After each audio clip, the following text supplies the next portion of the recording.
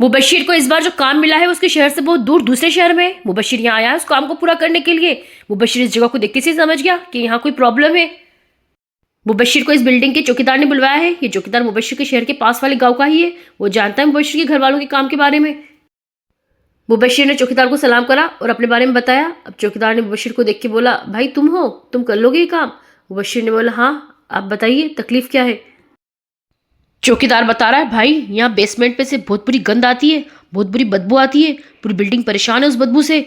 हर तरीके से चेक करवा लिया पर कुछ भी जगह सामने नहीं आ पा रही है। चौकीदार बता रहा है, भाई मेरी यहाँ नाइट ड्यूटी रहती है, मैं यहाँ रात को पहरा देता हूँ। कभी मुझे नीचे से किसी बच्चे के चिल्ला के रोने की आवाज़ आती है, कभी किसी बीमार औरत के क्रांच के रोने की आवाज़ आती है। भाई मेरा डर के मारे बुरा हाल हो जाता है। यही आवाज़ें बिल्डिंग वालों ने भी सुनी है। इतने में वहाँ की बिल्डिंग के सेक्रेटरी और उनकी वाइफ आ गए थे। अब वो बोले चौकीदार से, किससे बातें कर रहे हो तुम? चौकीदार ने बताया, मैडम सर मैंने आपको बताया था ना, हमारे गाँव के पास में ये लोग रहते हैं, ये आए हैं अपनी प्रॉब्लम सॉल्व करने के लिए। सेक्रेटरी और उनकी वाइफ देख रहे हैं मुबशिर को। अब उसे देख के जज कर रहे हैं। वो सोच रहे हैं ये लड़का क्या ही कर लेगा। अब उन्हें चौकीदार की बातों पे गुस्सा आ रहा है। उन्हें चौकीदार बेवकूफ़ लग रहा है। वो कह रहे चौकीदार से, तुम तो रहने ही दो, हमने बुलवा लिया हमारे बाबा, वो कर लेंगे हमारी प्रॉब्लम सॉल्व। अब वो बाबा लोग भी आ गए हैं जिन्हें आगे सेक्रेटरी और बिल्डिंग वालों ने बुलवाया था। वो कह रहे हैं, देखो ये होते हैं बाबा, ये निकालेंगे यहाँ से इस प्रॉब्लम को, और तुमने इस लड़के को बुलवा लिया, हम नहीं देने वाले इसकी कोई पैसे। चौकीदार कह रहा, सर ये मेरे कहने से आ गए, अब मेरी कोई औकात है क्या मैंने पैसे दूंगा? ये तो इनका खानदानी काम है, इसे जिनों को पकड़ के कैद करना।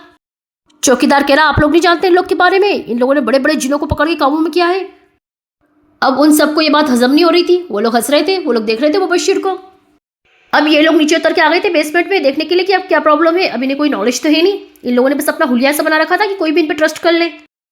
एकदम से आ गई इनके कानों में उस प्रॉब्लम की आवाज़। उस प्रॉब्लम की आवाज़ सुन के इनकी हालत ख़राब हो गई, जबकि ये प्रॉब्लम तो इनके सामने आई भी नहीं है।